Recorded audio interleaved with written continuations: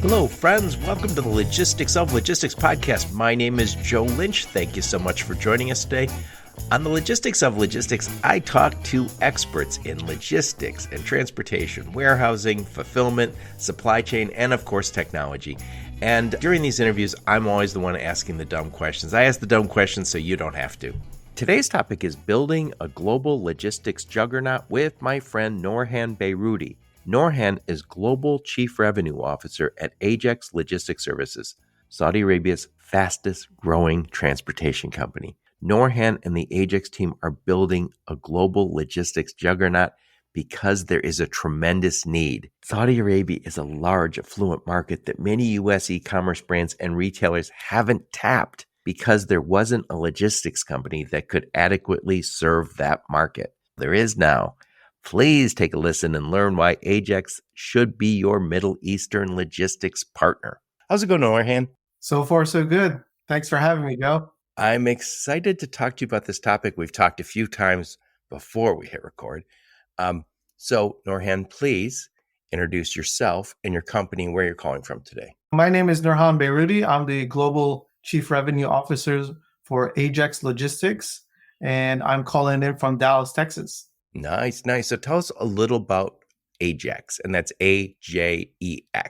Yes, AJEX is a global logistics company. So if you want to think about it in terms of the US, we are the UPS of Saudi Arabia and Middle East.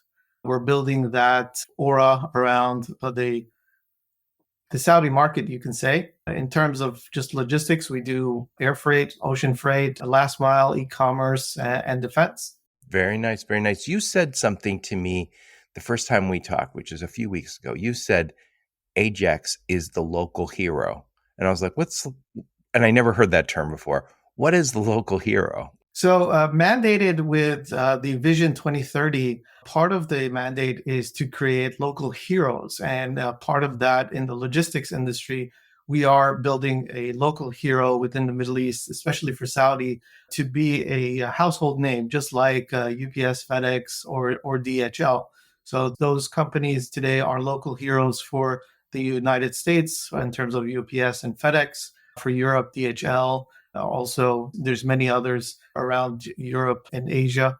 So like China, there's SF International. So we are building the local hero for Saudi Arabia in terms of logistics.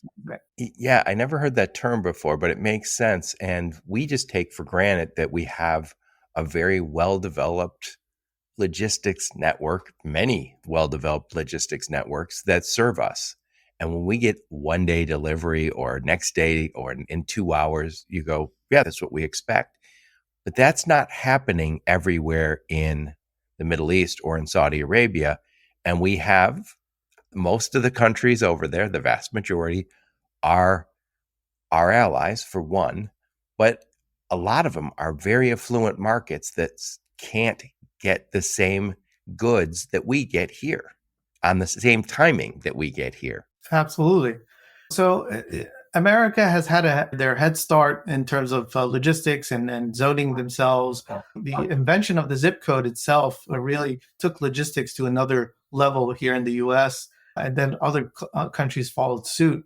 Whereas the Middle East and North Africa are very young countries. You could say Dubai or the Arab Emirates, Oman. They're less than 50 years old. In terms of head start or what we're trying to build, these places have kind of do a paradigm shift or leaped from what they had and immediately into new technological advancements. I'll give you the case, let's say in Africa, like Ghana, they skipped the landline because they didn't have the infrastructure to landline and they went straight into mobile. So people don't have landlines or don't have the concept of landlines. So here in the US, I think China's that way. We still use landline, we still use checks. The most affluent banking system in Africa is mobile banking, and we're just catching up right here in the US with mobile banking. So they've leaped over the entire evolution of infrastructure. Same case with the Middle East and North Africa and Saudi Arabia. They're skipping those traditional or archaic systems and straight into the new and advanced and the shiny stuff right from the get-go. And the population in the Middle East, or specifically in Saudi, you have 74 to 76% are less than 24 years old. So they're very affluent in terms of technology. So they use it, they know how to use it, and they don't have that learning curve, you can say. Yeah. And it's funny. I heard somebody say this not so long ago. They said, when I go on the internet, I can go on the internet, any internet I want. I live in Michigan, USA. I'm not getting the Michigan, USA internet. I'm getting the internet that everyone on the planet gets. Exactly. Might be in English, but when I see a product and I say, oh, I'd like to buy that, I can buy it. That is not the case for everyone everywhere. And if you're Amazon or any other e-commerce company, you say, I need to continue my growth. I need to sell to all of the rest of the world. And we have to have that logistics infrastructure. And we'll come back to that. But Nourhan, tell us a little bit about you. Where'd you grow up? Where'd you go to school? Some career highlights before you joined AJEX and why you joined AJEX. Absolutely. I grew up in Brooklyn, New York. I went to school in St. Anselm's. I got my master's degree and my BA degree in the Lebanese American University. Went to Lebanon for that for a while. And I ended up in the Middle East, just staying in the Middle East because I went to that area for my education. But career highlights, I started off in communication and brand. I worked within the entire GCC countries. In Saudi Arabia specifically, I worked for SABIC. You got to explain what GCC country is to the rest of us. Yeah, so GCC are all the oil countries like Saudi Arabia, Oman, Kuwait, Bahrain. So it's the Gulf Cooperative Council. They call them the GCC countries. Oh, I always thought it was Gulf Coast countries. Or what did you say? No, cooperative. Oh, okay. So they have the equivalent of NAFTA over there?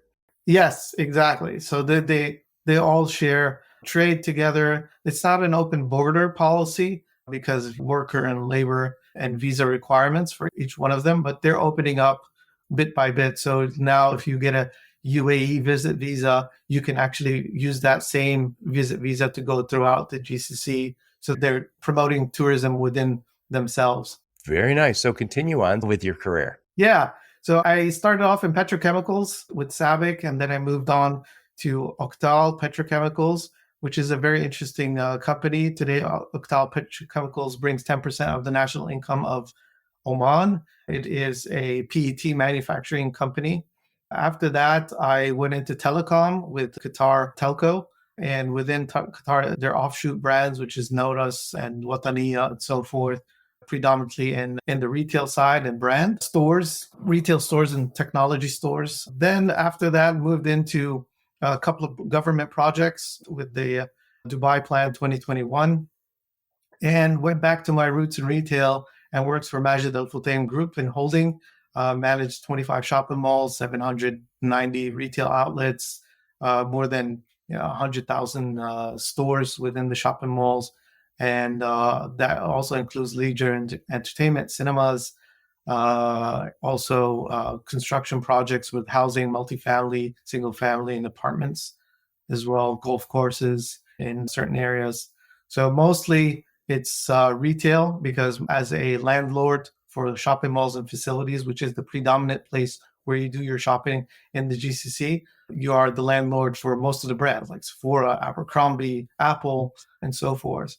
Career highlights, Apple would be a good career highlight. Started working with Apple in Saudi Arabia with the first store-in-store concept. Before now, we have it everywhere in AT&T and T-Mobile and everywhere. They actually tested it out in Saudi Arabia with Mobily, the store-in-store concept with the Apple Store selling the iPhone inside the store, which Saudi Arabia did not have the iPhone.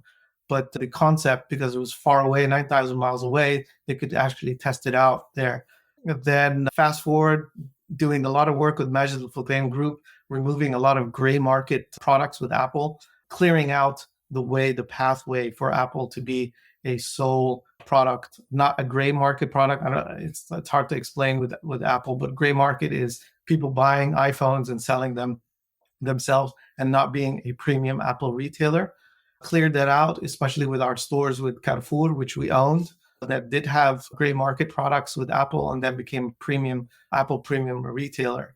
That paved the way to Apple opening its first Middle East store, our retail presence in our shopping Mall of the Emirates, opening the first Apple store in the Middle East with Majid Al Futtaim Group. Very nice, very nice. So when and why did you join AJEX? AJEX is a fascinating story. I joined AJEX after going into logistics, which I first came into the play where I started with as one of the first executives to come into Delivery Solutions, which is a omni-channel experience platform, an OXM, and that entitles people like Sephora or Abercrombie and Foot Locker to have Amazon type services, to offer same day, next day, and quicker deliveries without having a logistics tie-in to a single carrier. You can be agnostic on the carriers.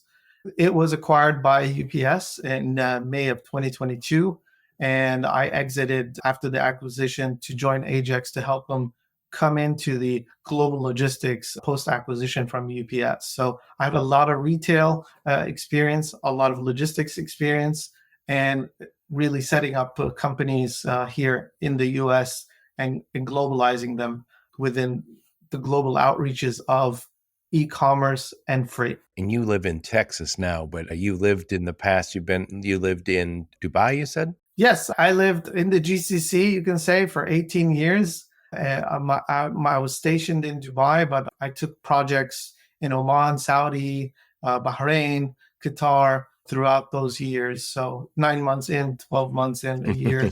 But home, like you can say, where your head was the United Arab Emirates. Yep.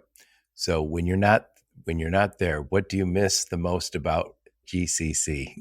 What I miss about the GCC is the mega projects. You don't see that much here in the US anymore, whereas building cities and building really massive mega projects to really highlight and making a destination. I think we lost that a long time here in the US. We still talk about Disney and stuff like that, but projects like Disney were destinations, right? So those big projects, destination projects, that's what I miss doing and making it a reality from an idea that somebody's sitting down thinking about to actually making it within 2 years, 3 years. So it's just, I don't know, US now to get a permit probably will take you 5 years. Yeah, I was going to say, it's a little different though. When you're in Saudi Arabia, you have a king, this very benevolent king, and says, hey, we're going to build the following things. And it's not, and let's face it, there's some advantages of being a king. You don't have to go to Congress and the Senate and appropriations and the monarchy, you could say, I'll explain it a little bit further for the audience. The monarchies are not he will say and we will do. It's quite different. I'll always compare things to Apple, you can say. So you have a lot of people at Apple employees, but they don't necessarily are following Tim Cook. They're following the brand Apple. Everybody falls in line with the brand. So you can say Saudi Arabia and the monarchy is the brand, you can say. So when the brand wants something, everybody follows suit towards the overall goal. It's not one person's, let's say, dictation. It's the brand's. It's Saudi. So it's the UAE. It's Dubai. So Dubai is the brand, and everybody follows suit. So when a let's say the king or the crown prince has a vision, it's the brand. That's why they brand it as the Vision 2030, and it's not MBS told us to do so. MBS the king, the crown prince Mohammed bin Salman. So let's say Mohammed bin Salman is the brand. So the brand of the vision, and everybody follows suit on that. That's why it's successful. That's why most of the GCC is becoming successful, because the nation as a whole is following the brand vision of what Saudi is going to be in 2030 or 2040, 2050, and even Dubai for 2020. They have the Expo. Riyadh now has the Expo as well in 2030. These are big, major projects. So when you say Expo, you got to build a city for it. It's not like here we have a couple of convention centers where we put it in. They actually build cities for that specific Expo. Mega projects. Yeah, the mega projects are a little different. And I was just saw something the other day, and it occurred to me that this might be our next big infrastructure project. You can transport stuff in through tunnels, like containerized freight using magnetic. We have that technology Magnet, around the yeah. world. And I keep thinking it's a low emissions. And I keep thinking we'll end up with some of those that go from New York to LA and all the places in between. And that is the equivalent of the expressways that we built in the 60s, 70s, 80s. And I live in Detroit, so we have expressways, but they shut them down 6 months a year to work on them. But anyway, let's switch. Structure-wise, I think they're doing the route from India all the way to Europe, and that's rail. It's efficient in its track. It's hard to do big tunnels or these, even the Hyperloop. They dabbed at it, and it didn't really work.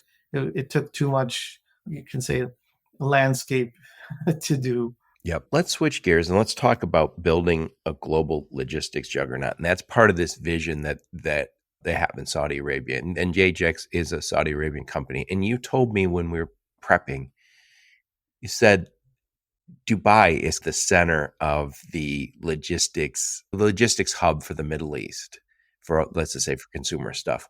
And Saudi Arabia wants to challenge them. They said, we want to be that hub. You also said something that I thought was interesting. We all hear about these wonderful projects going on in Dubai and people vacationing there. I was just talking to someone, they had gone there, and they were like, hey, it's pretty cool. I watched some videos on it. It's a pretty impressive place. You told me the other day that they don't do oil there anymore. Please explain. Yeah, this is part of the entire GCC is diversifying their industry, right? It's not only this is an oil well and that's all they do, and that's all that's really outputted to the world. Diversifying away from oil means you have to go throughout the entire industry, let's say little pieces, some logistics, healthcare, manufacturing, and so forth, and not relying becoming or being forever a sole import country. So right now, the entire Middle East, or some of the Middle East, is a sole import country. Even the meats, the cows, the dairy, everything is imported.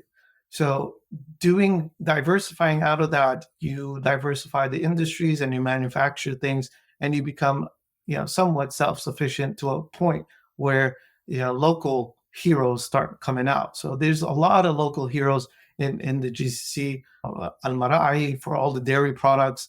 And it's not only US made or European imports, meats, local heroes in terms of supermarkets, Al Atain markets. So many industries are becoming self-sufficient, and just oil-based economies are not sustainable for the future, right? Because at one point, maybe Elon Musk creates something, we don't need neither oil or anything, and we can self-levitate to something, so then oil becomes non-relevant. So there is a tipping point to being a sole just oil producing country and becoming self-sufficient in a way, they're becoming the industry leaders in their local markets. It doesn't have to be world leaders right now. It will take time, but soon you'll see a lot of these local heroes exporting. And it's not only oil, and it's going to be manufacturing.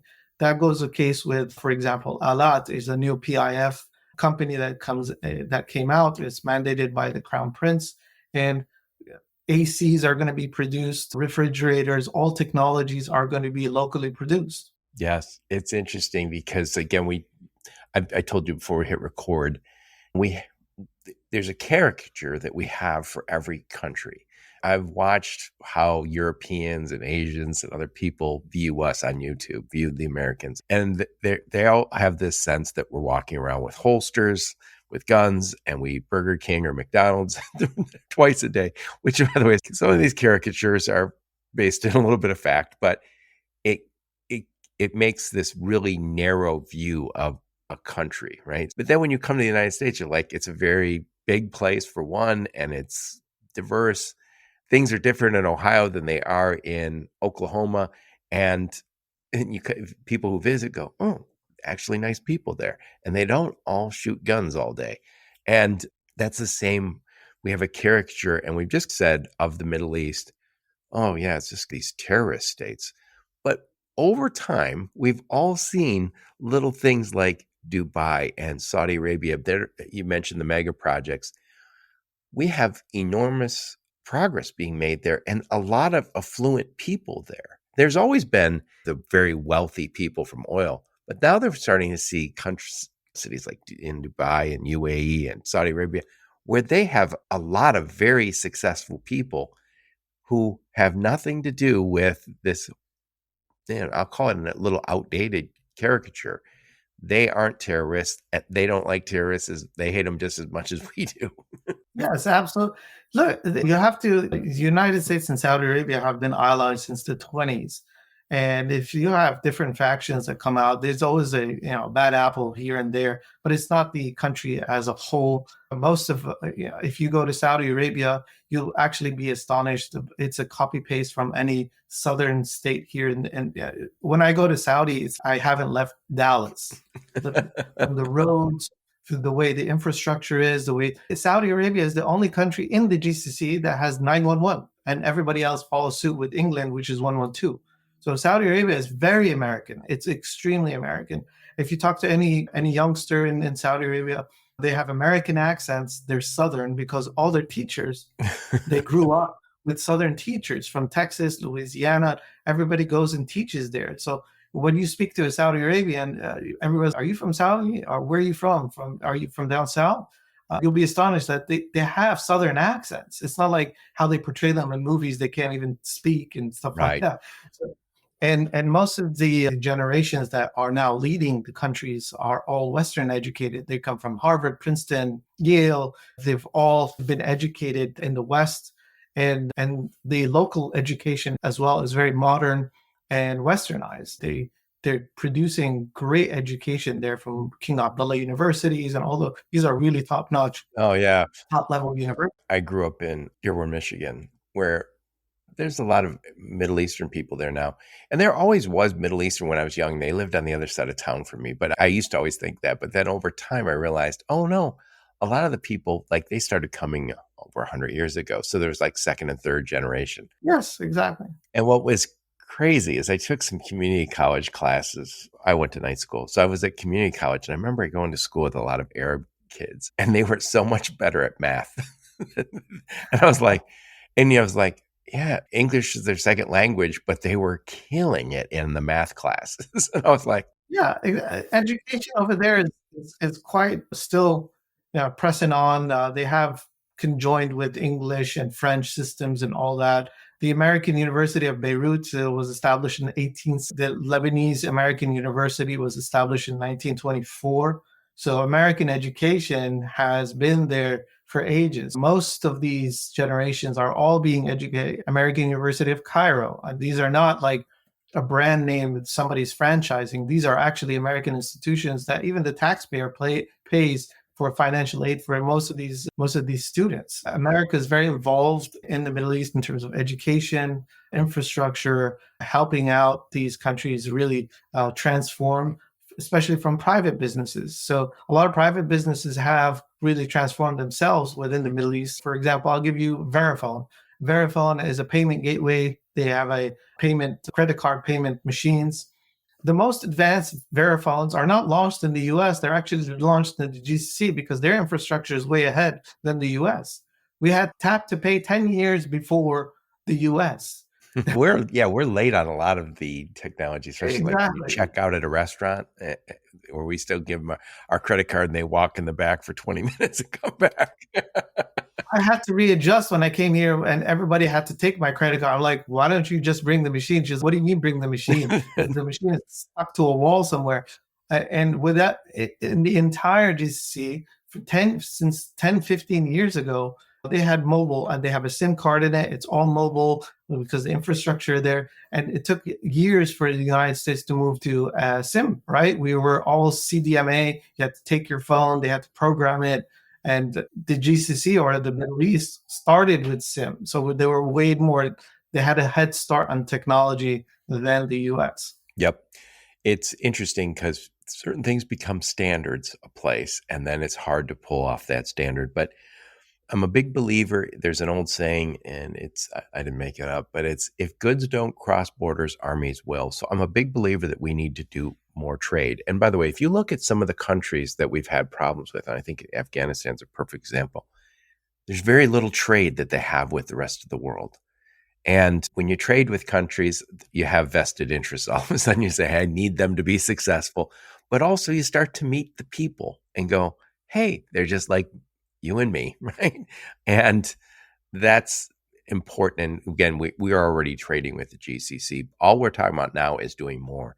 So a few years back, and I'm trying to think of the guy's name, I did an interview with a guy who helped select the 3PL for Saudi Aramco. And at that time, I don't know if it's still the case. I think they've made some structural changes to that, but Saudi Aramco was the largest company in the world. And It still is. yeah, it's a massive company. And at that, back in the day, they said we did all of our logistics internally, and we were bringing all of the goods we needed for the whole country. So it wasn't just oil related stuff. They were bringing textbooks and Exactly. medicine and food. And he said over time, that became less necessary because we started trading with the rest of the world. But now you said something to me the other day, and I'm gonna botch this quote, but you said, so give me the shopping cart stat. You gave me the average US shopping cart, probably for Amazon, is $32. What is the average Yes, shopping it's cart? about $32 to $40 here in the US, and it's about 453 in Saudi. Why is that? Are they just buying higher end stuff? Are they buying more stuff online because they No, need? because the convenience of now e-commerce in Saudi Arabia is for them not to go, let's say, go to the shopping mall, go get the necessities are now accessible. So this is the same. You got to think about it in brick and mortar. They go to the supermarket or they go to their stores and everything. They buy their stuff straight from the shopping mall. And that's the average spend within that. Now it's becoming e-commerce. So nothing's really changed from brick and mortar, but it's now transcribing itself into e-commerce. So the same person that wants to go to the shopping mall, do 1, 2, and 3, will do the same exact thing on e-commerce. So last mile and e-commerce trade has really shifted the dynamics of convenience and not really taken up away from the shopping malls, because the shopping malls are still essential because they're culturally essential. They're hot countries, they're destination places, and they're not shopping malls in the sense of how Americans think of a shopping mall. They are entertainment destinations. Every time you go to a shopping mall in Saudi or Dubai, it's like walking into Disneyland. There's always a concert somewhere. There's always something happening in one aisle. There's entertainment all the time. I manage these malls because every month I had to have at least 10 events in a month happening. So if you walk into a shopping mall on Monday, there's always something happening, and Tuesday it's something different happening. So the brick and mortar and e-commerce now it's becoming ubiquitous, whereas it's becoming a convenience. However, the destination places are still same destinations. Now, technology is going to take something that's going to be the next level, I say, which is ship from store. The GCC still don't have the ship from store. Most of it is ship from DC.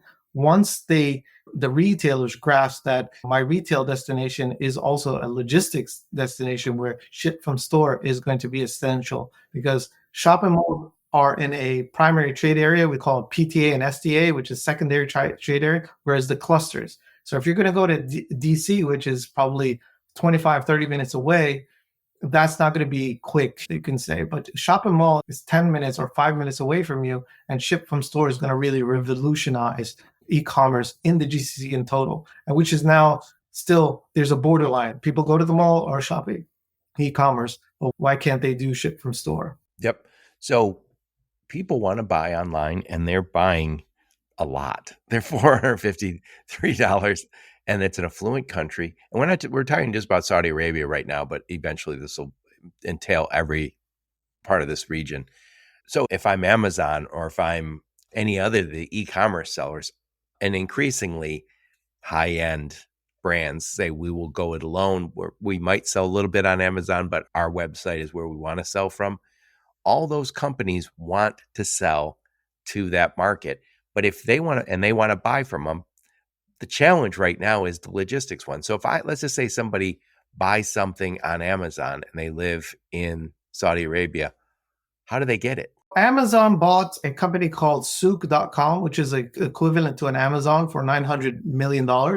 This was back in 2014. So Amazon is already established. There is an Amazon Saudi and everything. But all the products on Amazon Saudi and all that are localized products or from China. So the same exact thing. But there are a lot of items that are European or American are shipped through Amazon via US and all that. But there's a shipping fee, which is if you're in Saudi, you want an Amazon product from the US, it's going to be like shopping from wish.com, which is going to probably take you 10 or 14 days. So you don't get that convenience, even though you're on the Amazon platform. So with, let's say, AJEX partnership and Amazon, which we do, is it really takes that Amazon experience to the Saudi customer. So both levels in terms of Saudi experience, being in Saudi and shopping for American products, plus an AJEX integration or partnership really moves the product way quicker, because Amazon, they can't really shape shift for a certain market. They do what they have to do. And then local partners like us really take the Amazon experience globally, at least for Saudi Arabia. So much of the world uses, I think, if they're buying something on Amazon, if Amazon's not in their region, they use these shop and ship. Is that the right term? Yes, they use US address or shop and ship. So what these platforms provide them is a US address, and you can shop online and use any type of credit card, and you put in a US address which ships to that address here in the US, and then it's forwarded to the UAE or to Saudi Arabia, which also takes 12 days, 14 days. So we've gotten, when we talk here on my podcast, we talk about this magical world of same day, next day, although it's not necessarily something we all need all the time. It's nice that you can have that. They don't have the equivalent. So here you have this very affluent market over there that desperately wants to buy from us. And Amazon has partners, but a lot of other brands, I imagine, say you got to do a shop and ship service if you want to buy from us, because they're not going to ship it there because they don't know how. They've gotten used to that, right? Because the access to before Amazon, before everybody came into the market, they were always used to getting that product through those freight forwarders or shopping forwarders. So it's very essential to move the culture or the shopping culture away from that. Those are great products and they do amazing things, and people have used them. I was a customer for them for more than like 11, 12 years. That's how I accessed the United States.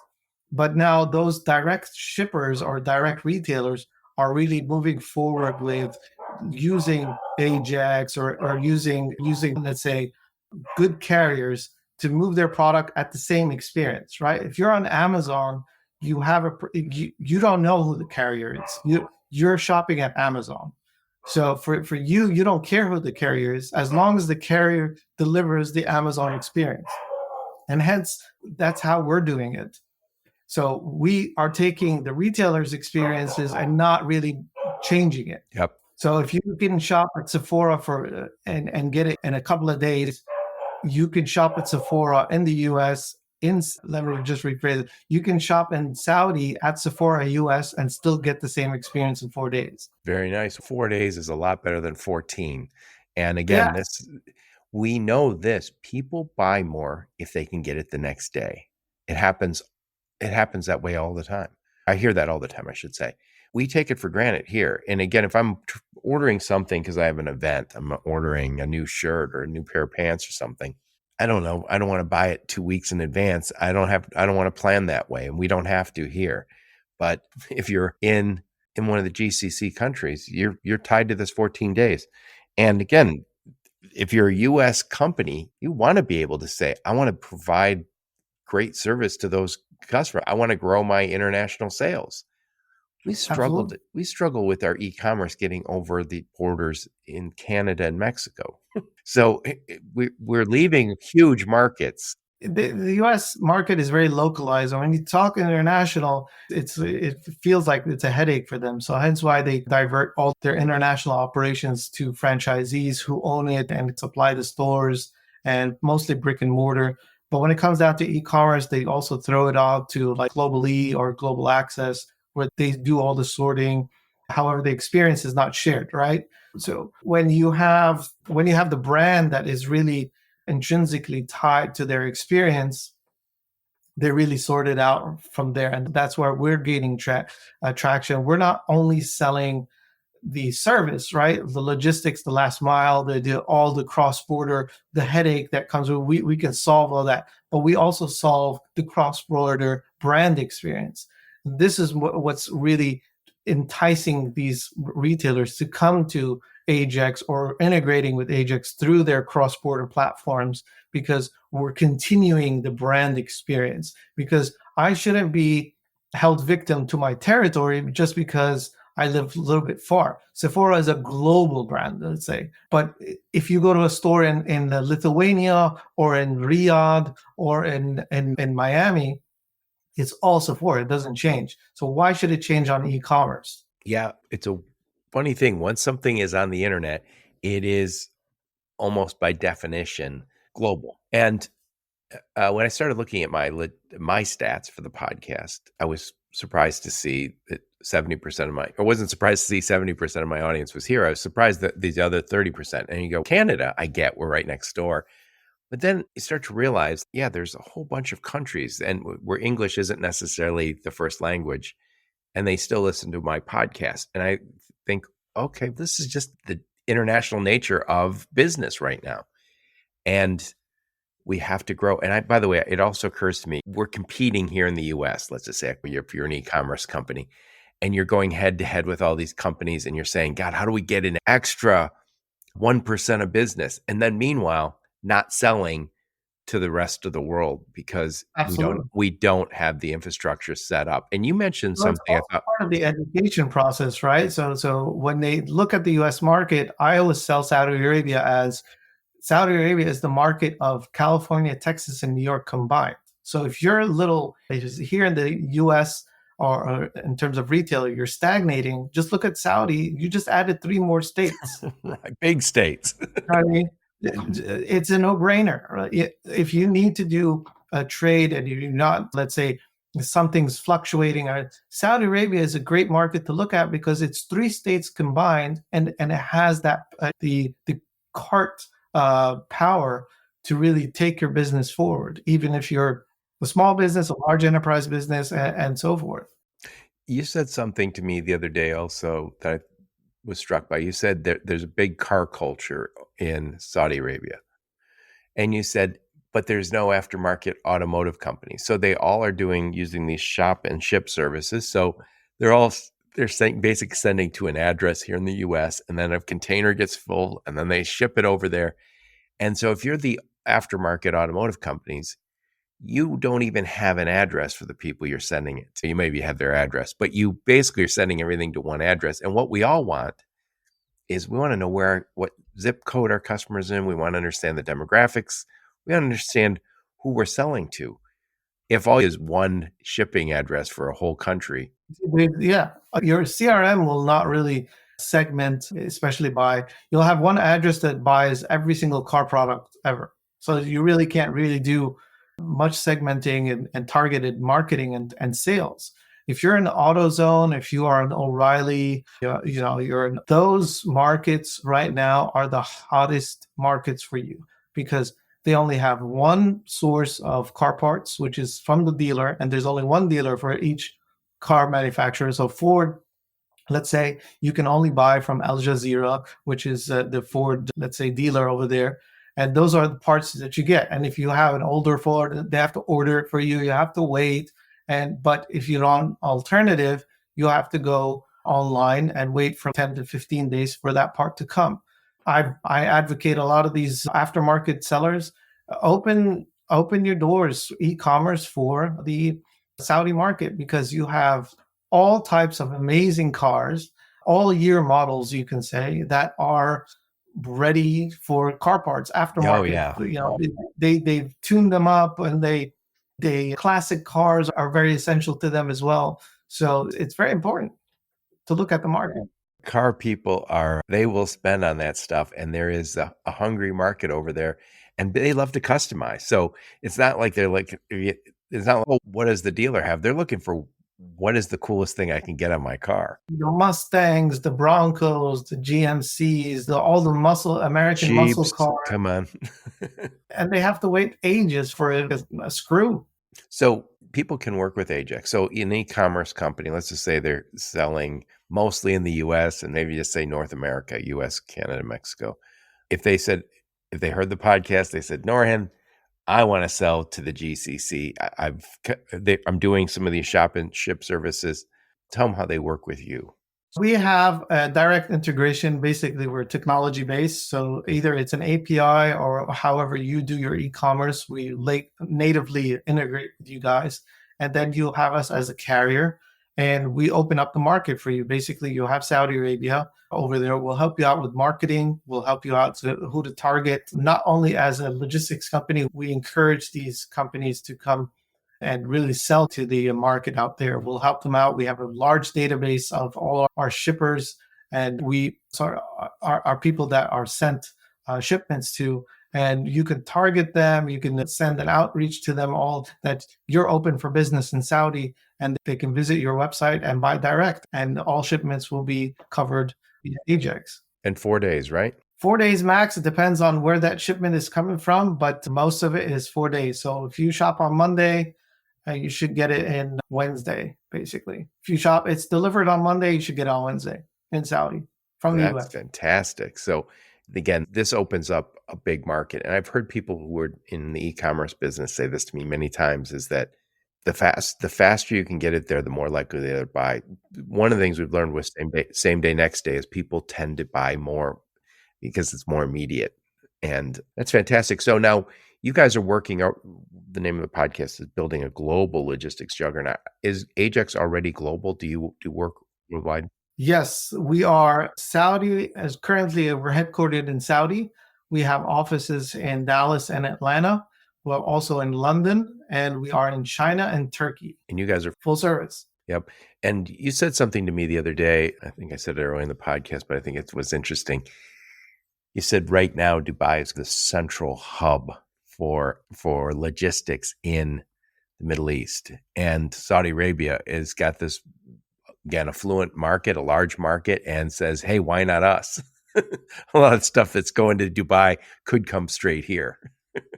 Yes. So Dubai had that advancement of building the airports and the logistics hubs way before Saudi caught up to it. So now Saudi Arabia is, let's say, building it from scratch and competing with the UAE. Now, UAE had their head start with their logistics, also Emirates Airlines, Etihad Airlines, Dubai Ports, for example. They all focused on that at the time, and that was their mandates. So we're now doing what Dubai did 15, 20 years ago, and we're building at scale. Now, everybody has to understand that the GCC market itself, most of the GCC operators or retail brands or retail franchisees, most of their revenue comes from Saudi Arabia. It's the largest population.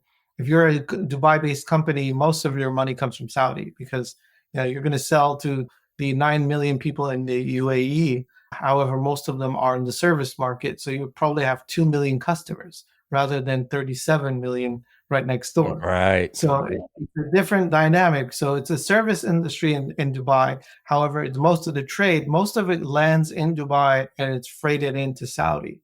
So if you're Nike, most of the Nike sales are in Saudi and not in Dubai. You have to also see the population density. You have a lot of people in the service industry in Dubai, which are hotels and stuff like that. It's basically an entertainment facility.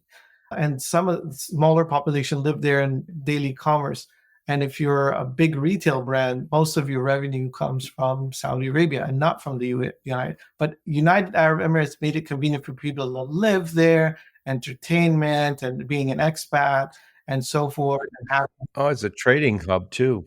Exactly. So they made it there. So then now Saudi's opening all the doors now for that. So taking the population from 37 million or 32 million today to 55 million by in the next 5 years is not the Saudis making babies. It's actually the Saudi population, which is a very large, 30 million Saudi, 32 million Saudi, and then adding another 20 to 25 million expats on top of that. Really? So that's the goal, is to grow the country via expats, and that those expats would obviously be there for business, right? Talent, basically. We don't call it expats. We're going to grow it with the best talent in the world.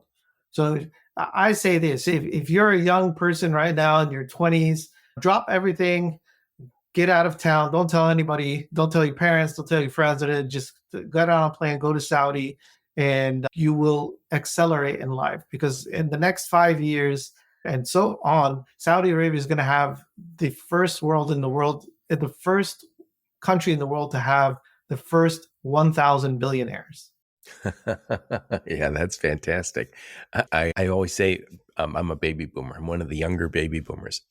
When I went to school, when I did pay attention, what I did learn is, and this was true at the time, there was one economy in the world worth talking about. It was here. We did not grow up with the idea that we should trade with Mexico. There was nothing to trade with. Mexico was not what it is today. We didn't learn Spanish. We learned French at school, which now makes no sense. And then our vision after when we became international became, let's look to Europe. And now, and I think over the last generation, it's become, let's look to Latin America. Let's look to Asia. We still don't look to Middle East and North Africa, and we should, because that is a fast growing market. And again, I think there's caricatures of countries, and we all have them in our head. It's the shorthand we have. When we think of Latin America, it's 30 countries, but we tend to think of them as just one persona. That's not. It's always late to the game, right? So a lot of U.S. businesses focus locally and then they forget about the rest of the world because they were successful here. I'll give you the case of Uber, for example. Uber became an instant sensation around the world. However, they were late to the game on a lot of other places where there were bigger markets. So Uber, for example, when they were introduced to the Middle East, they were late to the game because there was already a player called Careem doing the same exact thing. And then after, fast forward, they try to compete with these guys. Fast forward, they had to buy them out for $2 billion. And this is a local startup, made the same exact content, just basically copycatted. Whereas you had to pay $2 billion right now to catch up. Whereas if you did what you did here in the US in the same market, you focus or invested the same way, you would have not had to pay $2 billion to buy somebody out in order for you to get market share. Yeah. It's also interesting. I said this the other day when we were having a conversation. I think I was watching like what is selling in New Zealand and Australia, which was different for kids, and it was the kid market. A lot of US brands were super popular there that weren't having the same success here. And the US has always, one of the things we've exported the most is our culture. We made the movies, we had all of that. But as the world advances, we're starting to see obviously Bollywood and other cultures having different fashions, exactly. And a lot of times those could be US brands that say, we're a little out of favor here. It's so fickle. But what if you can catch on in another country? It's funny to say that. Kevin Costner was in Saudi Arabia just recently. He was being awarded the Lifetime Achievement Award in Saudi for his contributions to acting at an award show called Joy Awards. And it's part of the government's entertainment authority. And he said that exact statement. He had a film that didn't really take off here in the US. And then fast forward, I think like 10, 15 years later, he was in Italy, and everybody was really mesmerized by one of the flops, a movie that flopped in the US, but it was a big hit in Italy. He explained that while he was getting awarded in Saudi, about how things that probably don't work here will work amazing around the world. So never lose hope, or don't lose focus being a global citizen. Not only I flopped in the US, that means there's nothing out there for me. Yeah, there's a guy. I'll botch this story just a little bit. My sister's married to a guy who was born in South Africa, born to Italian parents in South Africa. And as he was growing up, there was this singer whose name was, I think it's Rodriguez. And he's from, I think he lived in Dearborn where I grew up, or right in Detroit, back and forth, I believe. But he worked in Dearborn. And this Rodriguez, he was, I think there's a movie called Finding Sugarman, but he was the voice of the change that they all wanted there. So this is what the young people, he was everything. He was the top musician there, unknown here, completely unknown here. He was working, I believe, like at a factory here. And my brother-in-law says, we all just thought he just passed away because this is the voice of the new world that we want to live in. And he was king there. And I don't think he recognized how important he was there. And that's just, it just caught on there and didn't catch on here until he was very old. I don't know if he's still alive, but that's a weird thing. But it's the norm now. I watched some videos where brands that are in disfavor, nothing wrong with them, just the teenagers started wearing something else and everyone followed suit. Follow through. But the same thing, somebody picked it up over in New Zealand and said, hey, this is cool. I want to start wearing this. Okay. So yeah, again, this is a global market. And as we fight like hell to get a few extra market points here in the States, maybe we can sell something in, again, a very affluent market that desperately wants to do some business. Absolutely. So what I'll do, and I'll make sure I'll put a link to your LinkedIn profile and a link to your website and any other links you give me. But it's interesting. This is all very interesting because I feel like as an American, sometimes we just don't hear these stories enough. And we needed this global logistics juggernaut that you're talking about. We need that infrastructure to sell to these people. The thing that's holding us back, we have a market that wants to buy, and we have obviously sellers here that want to sell. What we're lacking is the infrastructure until now, until AJEX. So do you also work with other logistics companies? Yes, we work with every logistics. So we are, in terms of capacity, so we don't own our boats, right? So we have to work with freighters, also other cargo airline operators. In terms of last mile within Saudi Arabia, territory of Saudi Arabia, we are full capacity. We have our cars. We have the largest warehouses in Saudi Arabia and largest warehouse network. We also own our own customs and clearance. We're authorized by the government to do our customs and clearance, hence that we can do a lot of quicker shipments, wheels up, cleared, lands in Saudi, straight to last mile. A lot of the DC and sorting, pick and packing and all that, we eliminate and straight should come out of the plane, land the plane and straight into a car, straight to the person's house. Yeah, you told me, I said, I know it's a lot of landmass, Saudi Arabia. And I was asking you before we hit record, how can you do in a final mile if it's 10 hours away? And you said the vast majority of the population is within the big cities, right? Yes. So there's a lot of desert, there's a lot of open land, but you have city clusters like Riyadh, Jeddah, Dammam, and these are cluster cities. And soon Neom is going to be a cluster city where everybody's there. So you're at a reach 10, 15 minutes max within those cities. Now, Riyadh is a little bit bigger, but still where the airport is located and where the cluster is, it's still attainable within 30, 40 minutes. Man, when you say there's all that sand, it reminds me of Texas. I'm too pale for all that sand. And when there's sand, the sun is always too hot for pale people like me. Well, the Texas desert is not that bad. There's a lot of prairie land here in Texas. So it's a lot of flat. And Nevada is where you think about it. So it's how Nevada's land geographically it looks like. Okay. So you have those little mountainous regions and you have that little dry spots. Most of the time when you go to Nevada, you go to Vegas, which I don't think gives the beauty of that state credit because it is an absolutely beautiful state. If you drive a little outside the strip and see what they have there, it's gorgeous. Gorgeous, yeah. Nevada actually has a very closer geography towards the Sultanate of Oman. So it's very mountainous, Oman, everywhere, and it has those little flatlands in front of the beaches. I love it. I love it. Nourhan, I'm going to try and summarize this, a big topic, but the topic is building a global logistics juggernaut with my friend Nourhan Beyrouti. We're talking about the need that we have for the GCC countries to be connected and to do business with the rest of the world. Is we need a global logistics juggernaut. We need the infrastructure. We have people who want to buy and we all want to sell. It's also an affluent, fast-growing area. And these are customers we desperately want to sell to, but it's not easy. And so we need this global logistics juggernaut to connect us. And then also, when you think of those consumers, they aren't going to want to buy if it's a 14-day to get it, right? We got to get to that 2, 3, 4-day place, which we all know drives additional sales.